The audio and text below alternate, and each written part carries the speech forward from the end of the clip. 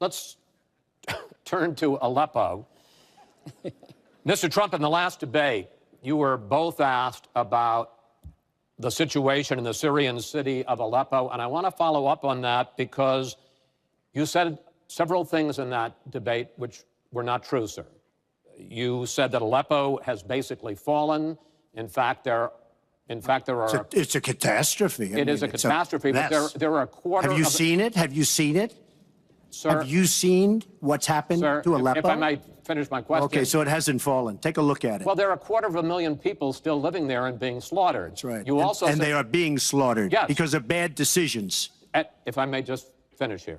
And you also said that that Syria and Russia are busy fighting ISIS. In fact, they have been the ones who've been bombing and shelling eastern Aleppo, and they just announced a humanitarian pause, in effect admitting that they have been bombing and shelling Aleppo. Would you like to clear that up, sir? Well, Aleppo is a disaster. It's a humanitarian nightmare, but it has fallen from any standpoint. I mean, what do you need, a signed document? Take a look at Aleppo. It is so sad when you see what's happened.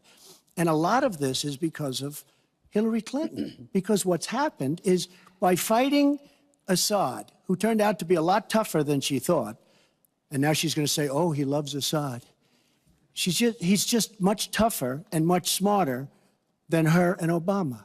And everyone thought he was gone 2 years ago, 3 years ago. He aligned with Russia. He now also aligned with Iran, who we made very powerful. We gave them $150 billion back. We give them $1.7 billion in cash. I mean cash, bundles of cash as big as this stage. We gave them $1.7 billion. Now, they have aligned. He has aligned with Russia and with Iran. They don't want ISIS, but they have other things because we're backing rebels. We don't know who the rebels are. We're giving them lots of money, lots of everything. We don't know who the rebels are. And when and if, and it's not going to happen because you have Russia and you have Iran now, but if they ever did overthrow Assad, you might end up with as bad as Assad is, and he's a bad guy. But you may very well end up with worse than Assad. If she did nothing, we'd be in much better shape.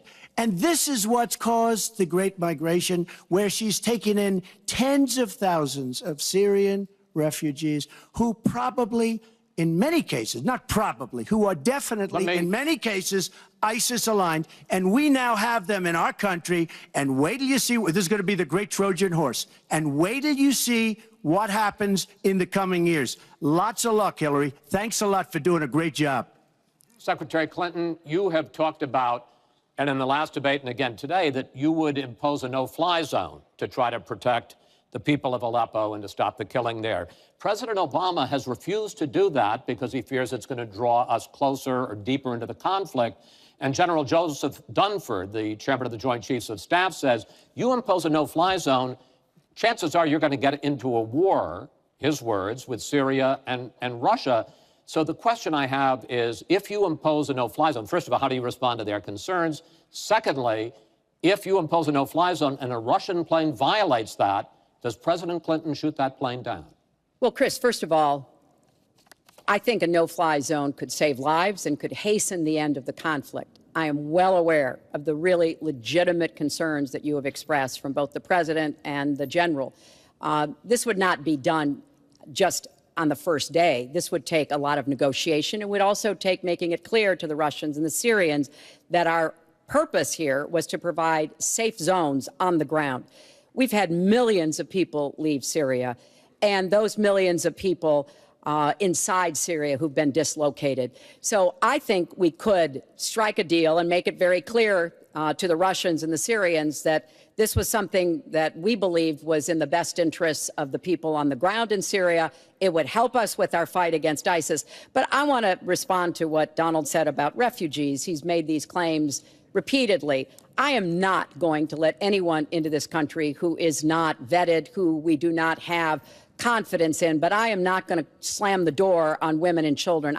That picture of that little 4-year-old boy in Aleppo with the blood coming down his face while he sat in an ambulance is haunting. And so we are going to do very careful, thorough vetting. That does not solve our internal challenges with ISIS and our need to stop radicalization, to work with American Muslim communities who are on the front lines to identify and prevent attacks. In fact, the killer of the dozens of people at the nightclub in Orlando, the Pulse nightclub, was born in Queens, the same place Donald was born. So let's be clear about what the threat is and how we are best going to be able to meet it. And yes, some of that threat emanates from over in Syria and Iraq, and we've got to keep fighting, and I will defeat ISIS. And some of it is we have to up our game and be much smarter here Folks, at home. I want to get into our final segment. But I just have to, it's Real so quick. ridiculous she will defeat ISIS.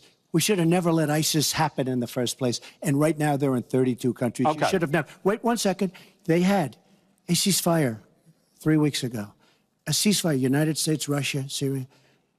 And during the ceasefire, Russia took over vast swatches of land. And then they said, we don't want the ceasefire anymore. We are so outplayed on missiles, on ceasefires. They are outplayed. Now, she wasn't there. I assume she had nothing to do with it. But our country is so outplayed by Putin and Assad and, by the way, and by Iran. Nobody can believe how stupid our leadership is.